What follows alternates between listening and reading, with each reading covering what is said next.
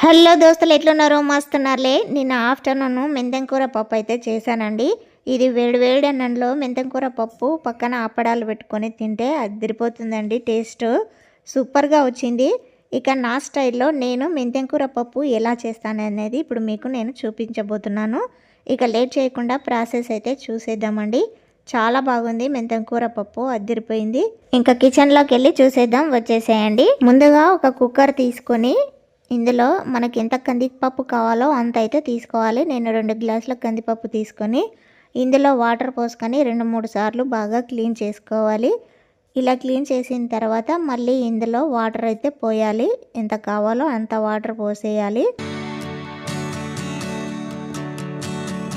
ఇలా వాటర్ పోసుకున్న తర్వాత ఇప్పుడు ఇందులో 5-6 దాకా వెల్లుల్లి రెబ్బలు వేసుకోవాలి. అదేవిధంగా 10-15 దాకా పచ్చిమిర్చి వేసుకోవాలి. ఒక 2 ఉల్లిపాయలు ఇలా పొడుగుగా కట్ చేసుకొని వేసుకోవాలి. కొద్దిగా చింతపండు, అదేవిధంగా 2 టమాటాలు ఇలా పొడుగుగా కట్ చేసుకొని వేసుకోవాలి. ముందుగానే క్లీన్ చేసి పెట్టుకున్న మెంతాకు కూడా ఇందులో వేసేసుకోవాలి. అదేవిధంగా కొద్దిగా పసుపు, మూత పెట్టేసి ఒక 3 విజిల్స్ వచ్చేదాకా స్టవ్ మీద పెట్టాలి. 3 విజిల్స్ అయిపోయిన తర్వాత కుక్కర్ ఆవిరిపోయిన తర్వాత మూత తీసి ఇప్పుడు ఇందులో సాల్ట్ వేసుకోవాలి, టేస్ట్కి సరిపడా. ఇందులో కొద్దిగా వాటర్ ఉంటుంది కదా, అది తీసి పక్కకు పెట్టుకోవాలి. ఇలా పక్కకు పెట్టిన తర్వాత ఇప్పుడు మెత్తగా పప్పునైతే మెదుపుకోవాలి పప్పు గుత్తితో.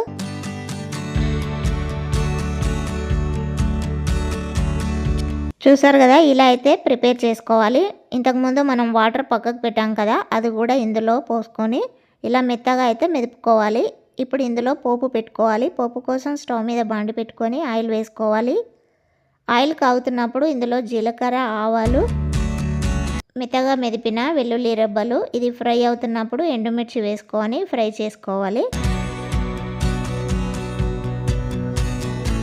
కొంచెం కలర్ వచ్చిన తర్వాత ఇప్పుడు ఇందులో కరివేపాకు, కొద్దిగా పసుపు వేసుకొని ఫ్రై చేసి ముందుగానే ప్రిపేర్ చేసుకున్న పప్పులో అయితే ఈ పోపును కలుపుకోవాలి.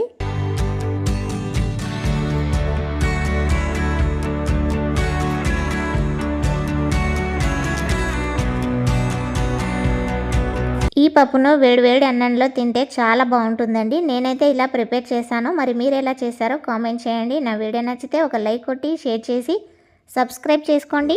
నెక్స్ట్ వీడియోలో మళ్ళీ కలుద్దాం. Thank you for watching. Bye bye.